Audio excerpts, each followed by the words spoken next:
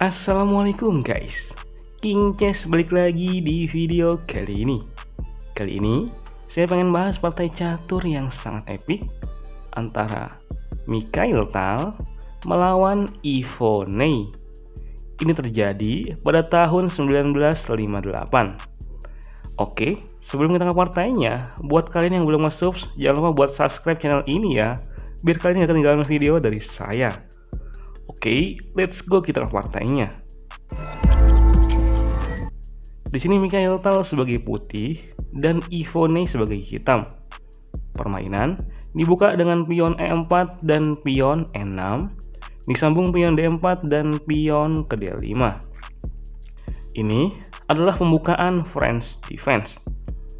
Tal masuk ke variasi advance, yaitu pion ke L5.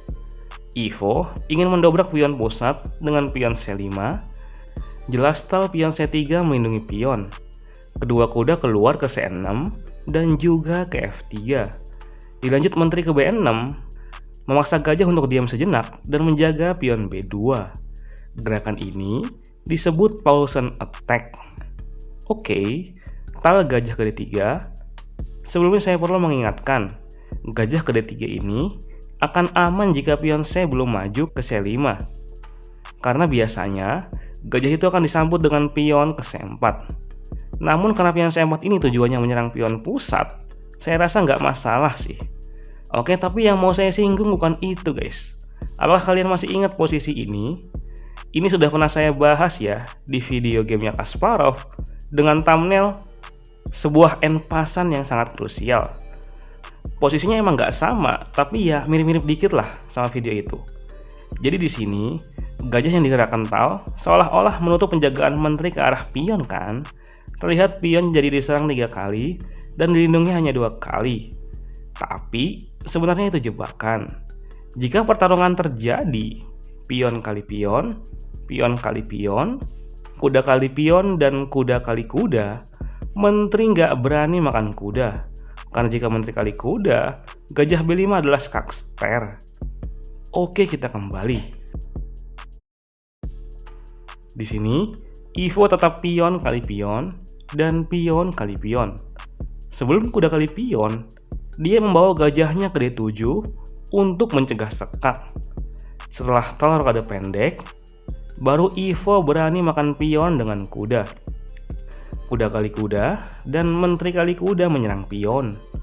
Tal tidak melindungi pion dan memilih kuda ke C3. Setelah Ivo menteri kali pion, benteng ke E1 menyerang menteri.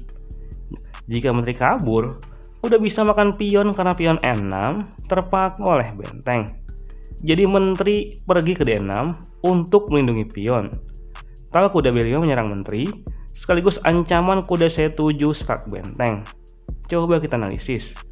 Di sini menteri harus kabur sekaligus mengcover petak C7.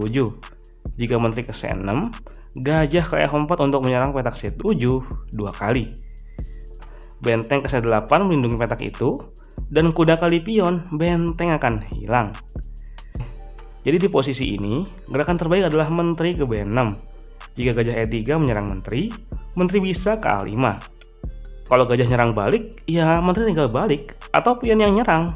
Langsung sikat aja pakai gajah. Oke, kita kembali. Ivo nggak memainkan kah tadi, dia memilih menteri ke B8.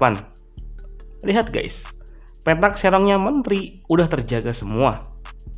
Tal menteri ke F3, menyerang pion di D5, dibalas gajah ke D6 untuk menyerang pion H2 2 kali. Tal tidak menggubrisnya dan tetap menteri kali pion.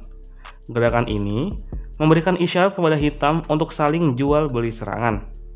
Jelas Ivo memakan pion dengan gajah skak, raja H1, dan gajah ke C6, skewer ke arah menteri dan pion G2.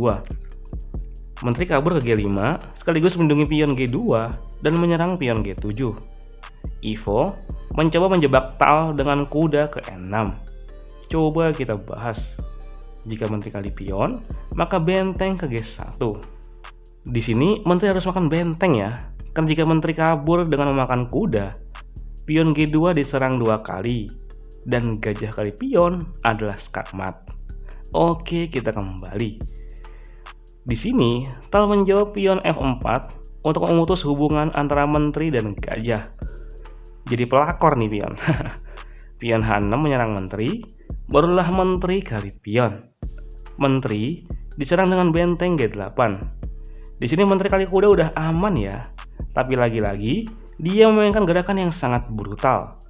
Dia mengorbankan bentengnya dengan memakan pion sekak. Guys, ini adalah gerakan brilian. Di sini ada 3 opsi buat raja, tapi ketiganya mengarah pada skakmat. Cuman ya, jumlah langkahnya aja yang ngebedain. Saya pilih langkah tercepat aja ya, raja ke D7. Maka menteri kali pion sekak, raja C8, gajah F5, gajah kali pion sekak, raja kali H2, kuda G4 sekak, gajah kali kuda. Jika benteng kali gajah, benteng E8 skakmat ya. Jadi raja ke D8, benteng E8 sekak, benteng kali benteng, dan menteri D7 skakmat. Oke, kita kembali. Di sini, Ivo memakan benteng dengan pion. Next, gajah G6 sekak, paksa raja ke D8. Dan setelah Tal tanpa ampun makan kuda dengan menteri sekak, di sini juga Ivo Nei menyerah. Ya, jelas ya. Bagaimana tidak? Di sini 2 opsi buat raja, yang keduanya bakal terjadi skakmat. Saya pilih salah satunya aja ya. Jika raja ke C8, maka menteri kali pion sekak. Raja D8, menteri kali benteng sekak, raja D7, menteri F7 sekak, raja D8, menteri F8 sekak, raja D7, dan gajah ke F5 skakmat. Benar-benar epic. Dan juga sangat brutal ya. Mikhail Tal benar-benar orang yang ambisius. Sekali nyerang tetap nyerang, walaupun sedang diserang. Dan oke lah guys, sekian dulu video kali ini. Semoga bisa menghibur dan memberikan manfaat. Banyak orang yang saya mohon maaf. Salam King Chess. Terima kasih guys.